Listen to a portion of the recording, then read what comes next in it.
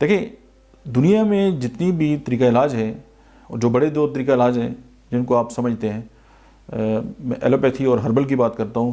دعاؤں کی جو مقدار ہے وہ کوانٹیٹیو ہے. صرف ہومیوپیتھی ایک ایسی ہے جس میں ڈائنامک جو ہے وہ میڈیسن استعمال ہوتی ہیں. آپ نے کبھی بھی کسی ہومیوپیتھک دوا کے اوپر مائکرو گرام یا ملی گرام یا کوئی کوانٹٹی جو ہے وہ لکھی ہوئی نہیں دیکھی ہوگی. دیٹس وائی اسی لیے بہت سارے دوست ہمارے سوال بھی اٹھاتے ہیں کہ جب کوانٹٹی نہیں ہے تو پھر اس کا موڈ آف ایکشن کیا ہے یا یہ کس طرح کام کرتی ہے. یہ ایک لمبی ڈبیٹ ہے، اس پہ کسی اور وقت بات ہو سکتی ہے.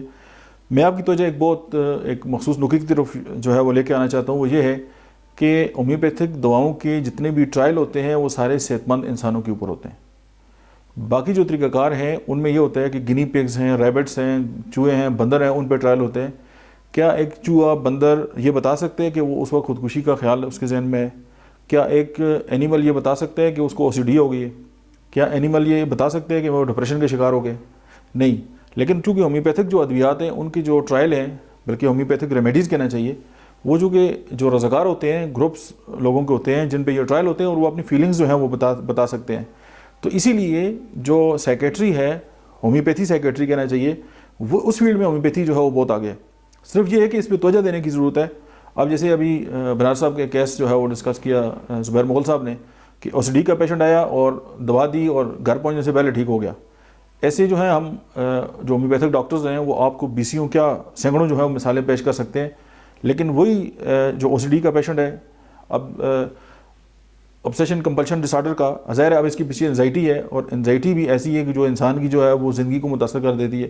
اب اس کی ڈیفینیشن میں آتے ہیں کہ ایک بندہ اگر ہاتھ ہی دھوتا ہے اور اتنا 1 گھنٹے سے زیادہ اگر ہاتھ دھوتا ہے تو تب او سی ڈی کا وہ پیشنٹ ہے. یا اگر نہاتا ہے تو نہاتے ہی رہتا ہے اور بار بار ایک ہی کام کرتا رہتا ہے اور اس کی زندگی جو ہے وہ اس سے متاثر ہوتی ہے اور اس کے ساتھ جو لوگ ہیں ان کی زندگی، تو پھر ہم نفسیات کی روح سے جو ہے اس کو بیماری جو ہے وہ کنسیڈر کرتے ہیں.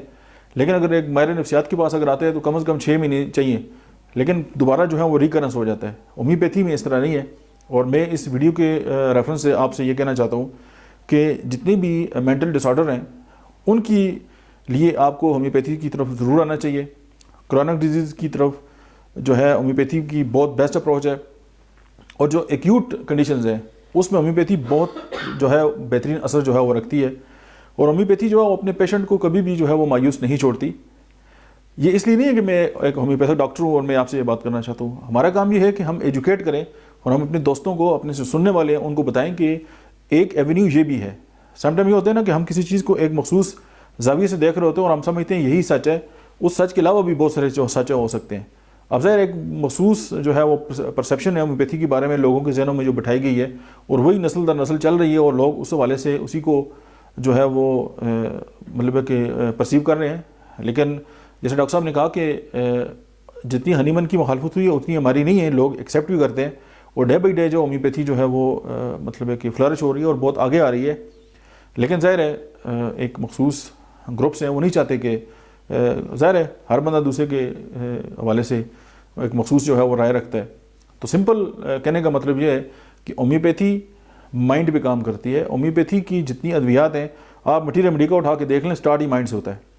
ہمارے ایک دوست ہیں وہ مائنڈ پہ بڑا کام کرتے ہیں، تو مجھے پوچھ رہے تھے کہ ہومیوپیتھی اور مائنڈ سائنس کا کیا تعلق ہے، آپ نے یہ ہر وقت مائنڈ سائنس کہتے ہیں. تو میں نے کہا جی کیوں؟ کہتے نہیں آپ مجھے بتائیں. میں نے کہا مٹی ریمیڈی کا میں لکھا ہوا ہے. کہتے کہاں لکھا ہوا ہے؟ میں نے کہا دوائیاں کھول لو، مائنڈ سے شروع ہوتی ہیں. تو مائنڈ کو سمجھنے کی سائنس کو مائنڈ سائنس ہی کہتے ہیں. تو یہ بہت اوپر کی بات ہے. اور ہومیوپیتھک میڈیسن چونکہ غیر مادی ہیں، اور ہومیوپیتھی واحد طریقہ علاج ہے جس میں ایسی چیزوں سے بھی ادویات بنائی جاتی ہیں جو غیر مادی ہیں، جیسے ایکس رے، جیسے لونا، جیسے سول.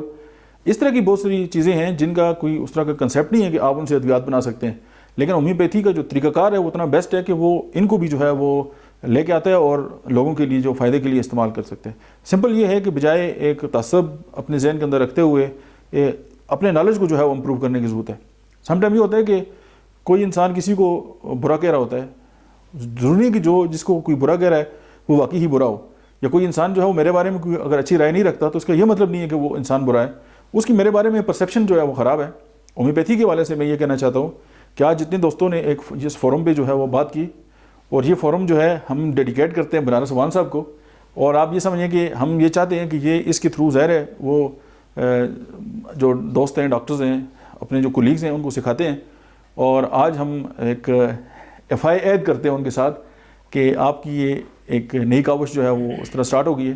اور ہم آپ کے ساتھ ہیں. اور انشاءاللہ یہ ویڈیو جو ہے ہم یہ چاہتے ہیں کہ پاکستان میں جو رجسٹرڈ ہومیوپیتھک ڈاکٹرز ہیں اور جس نے ڈپلوما کیا ہوا ہے, جس نے ڈگری کی ہوئی ہے, BHMS کیا ہوا ہے, اور جس لیول پہ بھی ہومیوپیتھی کے لیے کام کر رہا ہے, چاہے وہ اسٹور ہے اس کا, کسی فارمیسی کے ساتھ ہے, کسی کالج کے ساتھ ہے, وہ تمام دوست جو ہیں اس ویڈیو کو دیکھیں, اپنے دوستوں کے ساتھ شیئر کریں. اور انشاءاللہ گائے بگائے ہم اس طرح کے جو ہیں فورمز جو ہیں وہ منعقد کرتے رہیں گے, اور ہم اپنے دوستوں کے جو ایکسپیرینس ہے وہ آپ کے سامنے لے کے آتے رہیں گے. اور پھر بات وہی ہے کہ caring is sharing. Thank you.